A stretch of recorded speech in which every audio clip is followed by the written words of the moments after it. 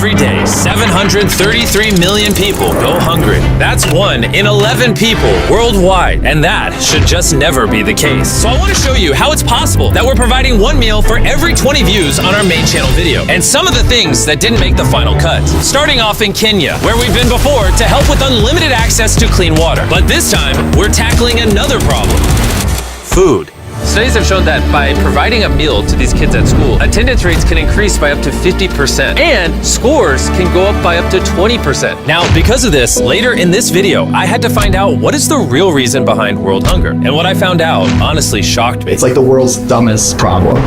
Carol's the principal of multiple schools here. She was saying you can tell when kids are malnourished because when it's like recess, they don't play, they just lay around. That's why when you come to school, you'll find them weak and not energized. When you come during breaks, you'll just find them seated and they don't have the energy to play. And unsurprisingly, after everyone was fed, I noticed a remarkable shift in the mood. Are you enjoying the food? Yes.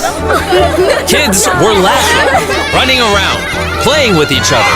They're chasing it. I don't think any of them have ever seen a drone before. I think I actually created a cult.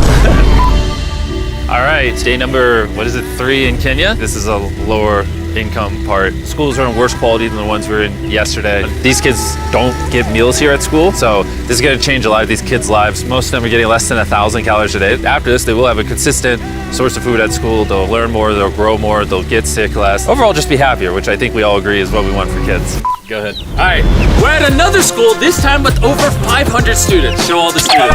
I didn't. This one has over 500 students. Show them all. And after feeding thousands more, we set them up for the future by hooking them up with everything they could possibly need. But before we left, the behind-the-scenes team was given an exclusive look through one of Kenya's top universities, where I had the chance to speak with some of their business students. What's your long-term vision for philanthropy and making our world a better place? So long-term for us, we have a chocolate brand called Feastables, and I started studying our supply chain. I was like, whoa, there's a lot of people who are below the age of 16 on the farms, and this is kind of not cool. So hopefully the long-term impact we have is there's over 1 million kids in child labor, and we make a big dent getting as many of those kids out of child labor as possible. And that's why our next stop is especially important to me. Now we're in Ghana. This is where we source a lot of our cocoa for Feastables. So the school meal programs and stuff we're doing here is a lot more special to me. For me?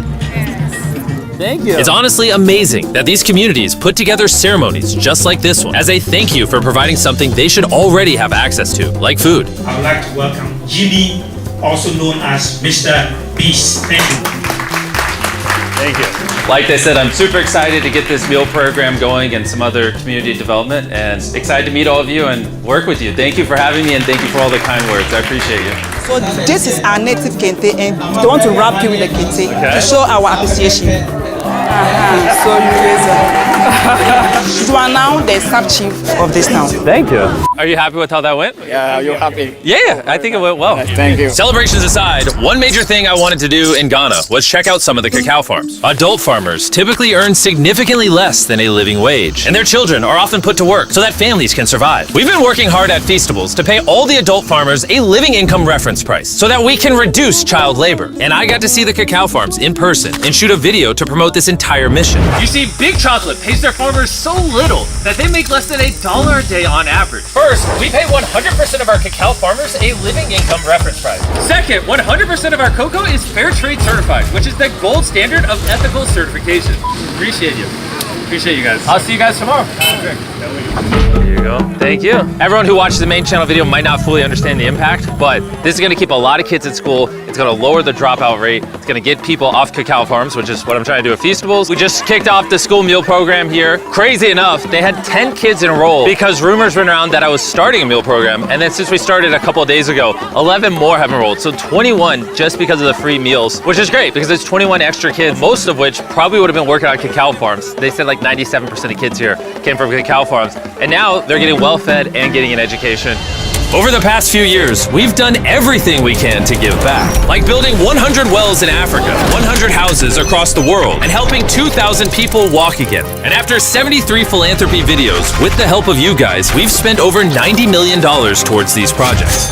And while that might seem like a lot, there's still a lot more work to be done.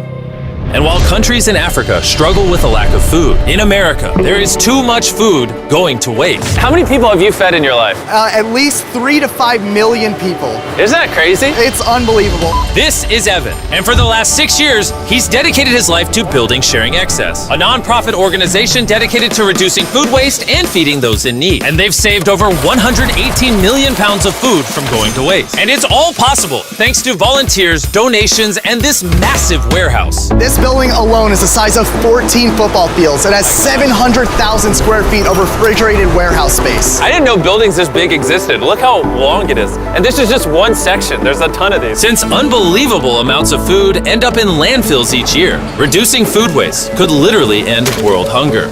And after talking with Evan, I really started to understand why. Over the last 3 years, we've done 24 million pounds of produce just from this one building. And before 3 years ago, they were just throwing it away? Yeah, it was about 10 million pounds every year that they were throwing away. And they would spend $1 million to throw that food away. It's like the world's dumbest problem. But we have an organization that's set up to cook the food into meals. Obviously, it's genius that you're doing it, but why didn't no one do this earlier? Everyday consumers like us have no visibility to it. It's basically these guys in their trucks and they're like throwing away truckloads and truckloads just because it's convenient for them. We're there as consistently as a trash truck would be there. We kind of beat the trash trucks. Pallet of food that they would throw away would cost them $100. We've saved them at least $1.5 million in waste costs here. In America alone, nearly 133 billion pounds of food goes to waste every year. That's the equivalent of almost 200 Empire State Buildings each year. And people like Evan are finding smart, scalable ways to reduce this number. What do you have planned for us today? So today we'll be going through a day in the life of Sharing Excess. We'll be saving some food, we'll be sorting through it, we're gonna cook the food that we rescue into meals, and then we're gonna give it out to people. It's gonna be a great day. Every day, Evan gives you excess food that would have been thrown away. You customize a recipe around it, and then make it at scale and give it to people in need. You are absolutely correct. For free? Yep. Why? That's part of my past. I'm formerly unhoused myself. I struggled with drugs and alcohol for a long time, and I know what it's like to be hungry. Just while shooting this video, we made 300 meals in that kitchen. But because of the views the main channel video will get, Chef Matt is going to be able to make thousands and thousands of meals for people. Nolan, I think we're gonna need some more peppers. Can you come with me real quick? Some more peppers? All right. All right, they're gonna be right over to the right in there. And Over here? Yep. Did you just lock Nolan in the freezer? It depends what you mean by lock. You're my new favorite chef. Is this a lock me in the fridge bit? Is that what's happening? We spent a total of 2 days in Philadelphia prepping, filming, and handing out a ton of food. And once we were done there, we took the operation back to my home state of North Carolina to do a free food drive for the local community. Every car here is getting a box of perishable food, some packs of grapes, some bananas, some meats, lots more vegetables, pre-made meals, things that would have been thrown away, but because of Sharing Excess, isn't. Evan, how does it feel to see all the food you saved go to people who need it? Oh my God, it's like a dream come true. In total, we fed over 7,000 people during the production of this video. However, that number will continue to climb the more you watch the main channel video. So if you haven't already, go watch it. And if you've already seen it, go watch it again and give another meal to someone in need.